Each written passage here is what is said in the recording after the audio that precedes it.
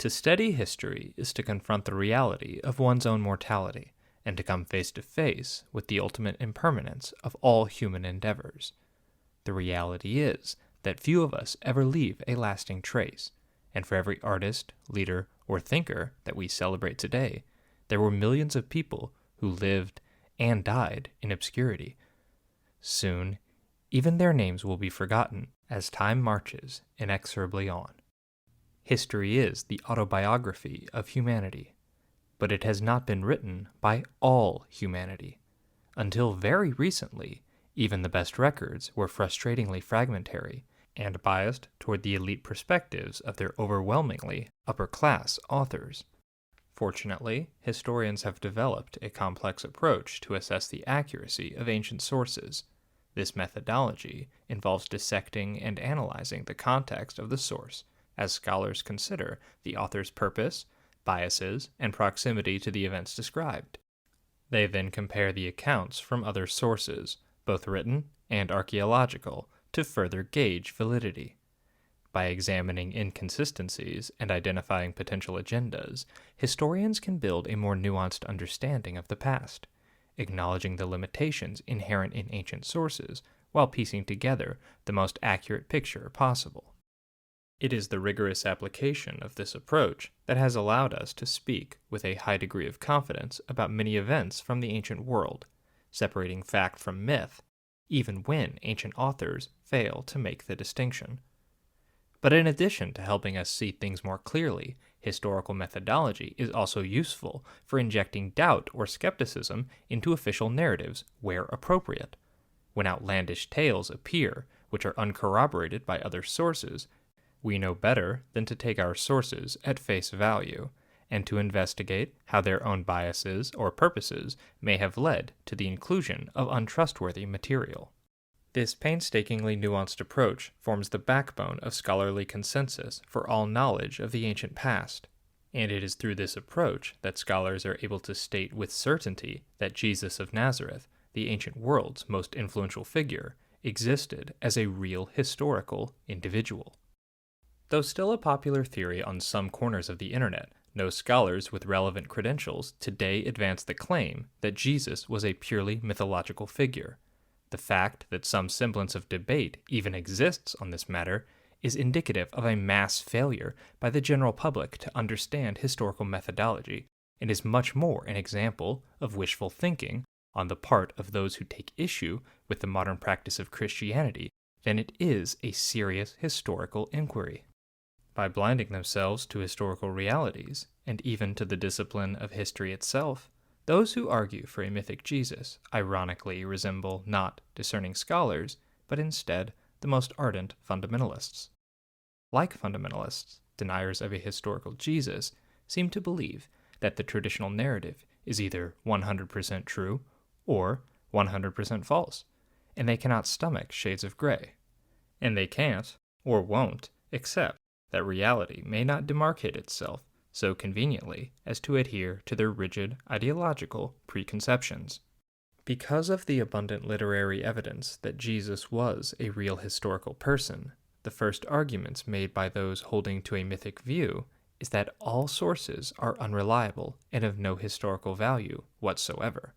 Frequently, this manifests in claims about the reliability of the 4 canonical Gospels, with detractors highlighting that they are theological narratives written decades after Jesus' death. Their contention is that the Gospels are not meant to be read as historical biographies, but rather as testimonies of faith that emphasize the miraculous and supernatural aspects of Jesus' life and ministry. The argument goes that because the Gospels contain inconsistencies and embellishments, that they cannot be trusted. This same objection is then extended to all other New Testament sources, such as the epistles of Paul, with the line of logic being that because they were written with religious and moral convictions in mind, that they cannot be utilized by historians, even to testify to basic facts, such as the existence of a historical Jesus. Yet the standard proposed here, that the presence of supernatural elements, or a clear agenda on the part of the author discounts the entirety of a source, is clearly flawed and cannot be universally applied. For example, Plutarch's Lives is regarded as a flawed but largely reliable source, even though in places it contradicts other ancient sources, often integrates miraculous elements, and the work was written with the express purpose of providing moral instruction. Plutarch's editorial gloss is so heavy that he rearranges events and presents direct quotes in their entirety, which seem highly unlikely to be authentic. Yet this is not, and has never been, a reason to discount his work, as the historical method which has helped highlight these flaws in turn illuminates what is of value. This is why the Gospels, and the entirety of the New Testament beyond them, are valuable sources to scholars, even if they do not accept that they accurately portray the life of Jesus, or the evolution of the community of followers that became the early church. One must not agree with sources to understand their importance. Consider the historical Socrates for a moment. He wrote no works of his own, and is chiefly conveyed to us in the writings of his student Plato, which scholars have long recognized as more reflective of Plato's own views. The fact that Plato inserts many sayings into the mouth of his mentor that he likely never uttered does not imply that these sources cannot be used to infer the existence of a historical Socrates, nor does it prohibit us from speculating as to what his original teaching may have been. Similarly, the declining popularity of Platonism as a philosophical school does not mean that the sources are any less valuable.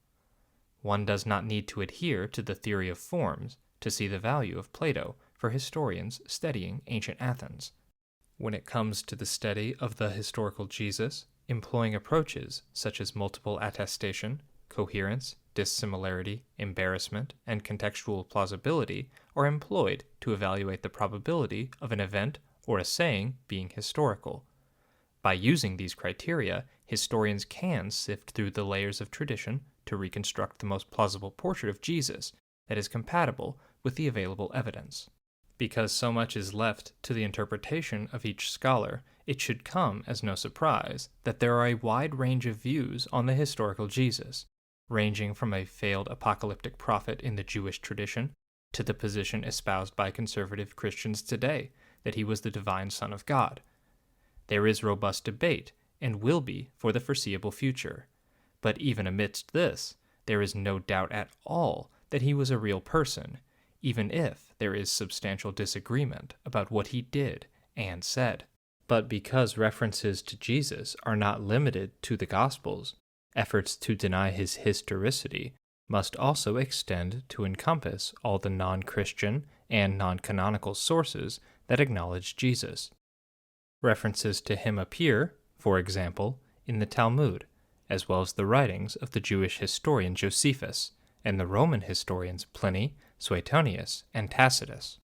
These references are brief and often hostile, indicating that they were not fabricated out of whole cloth by later Christians. Though there is a consensus that a certain passage in Josephus concerning Jesus was embellished by later Christian scribes, it is this same textual critical approach that validates the others. One cannot consistently claim that all are fabrications along the lines of the embellished Josephus passage without invalidating the very approach that allows us to infer alterations in the first place. To do so is to apply an inconsistent standard to historical evidence, a tactic frequently employed by those arguing a mythic position, and one that betrays the paucity of their argument. Often, after whittling down the number of acceptable sources to near zero, mythicists will point to the absence of archaeological evidence for Jesus to support their claim that he was a fictional creation of later writers.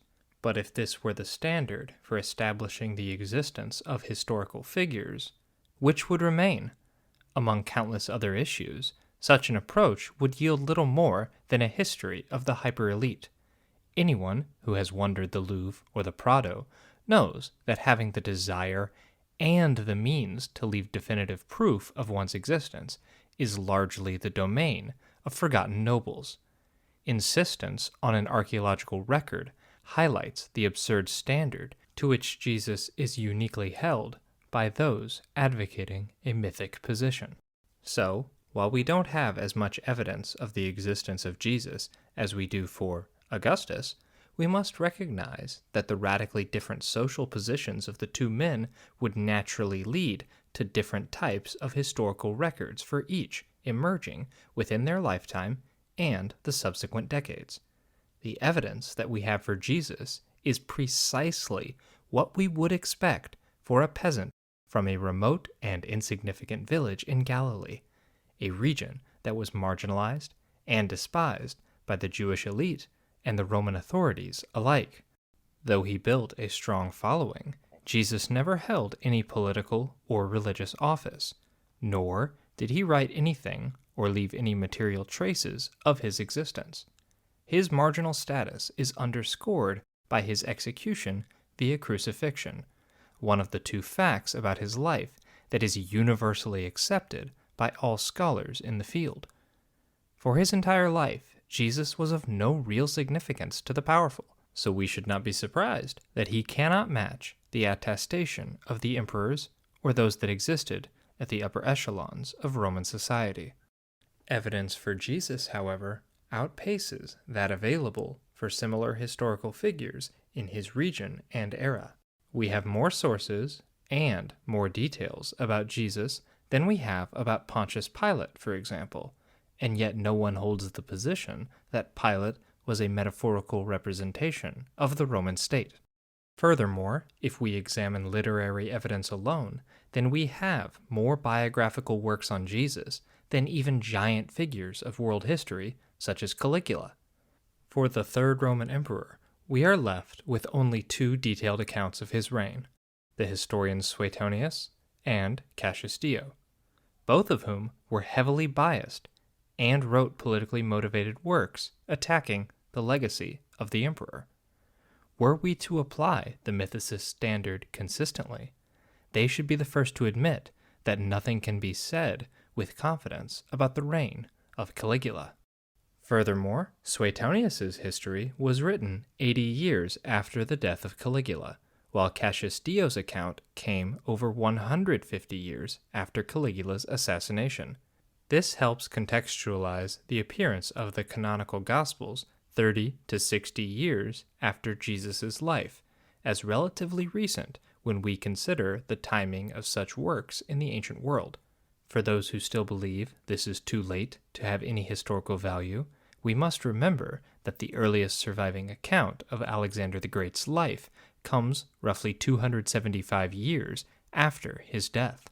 Again, this is not to suggest that one must consider the Gospels or any ancient sources to be 100% accurate, but that's not necessary to concede that Jesus did actually exist. The ancient sources could very well be unintentionally or even intentionally misrepresenting the words of Jesus, or perhaps accurately reporting things he did say which may not have been true, but the sheer wealth of documentary evidence, both Christian and non-Christian, testifies to the existence of a historical person at the core of the Jesus story, one who aroused curiosity, admiration, hostility, and devotion like few men in history. To acknowledge the existence of Jesus is not to become a professing Christian. It is to indicate respect for the historical method and reality itself. At times, this video may have appeared overly uncharitable, dismissive, or harsh towards the mythicist position. If that is so, then I apologize, because it was my aim to be noticeably uncharitable, dismissive, and harsh throughout the entire video. In doing so, I would be treating the mythicist position with the respect that it deserves, and the respect that I have for those who advocate it. None at all. The denial of a historical Jesus is so bothersome to me because it relies upon the implementation of an arbitrary and overly skeptical standard that is never universally applied to other historical figures. Inconsistency is a feature of the mythicist position, because they know full well that if we were to demand the same level of unimpeachable evidence for every person and event in history, we would effectively be forced to wipe out much of our knowledge of the past, or ability to speak with any certainty about the Roman world. Such a standard would not only eliminate Jesus, but also many emperors, generals, and thinkers, not to mention the rare instances when a typical working-class Roman manages to break into history through a quick aside or anecdote. To dismiss the abundant evidence for Jesus as insufficient or entirely fabricated is to ignore the nature and limitations of ancient historiography and to impose an unrealistic and unfair criterion of historical verification. As such, it is a war on the discipline of history itself, an assault on our ability to understand the past, to learn from it, and to change how we live in light of those who came before us. It's disappointing to me that so many would adopt a rubric which throws out so much in order to avoid admitting that there may be the faintest kernel of truth at the heart of the world's largest religion. I'm disappointed, but I'm not surprised, because for as long as history has been studied, there have been those who seek to abuse it or twist it for their own aims. Fortunately, the truth does win out, but only if educated, responsible, and honest people rise to its defense. Hi, this is Titus from Tribunet. If you enjoyed the video you just saw by Gaius, and if you're interested in thoughtful content that explores the complex culture of the ancient Romans, don't forget to hit like and subscribe.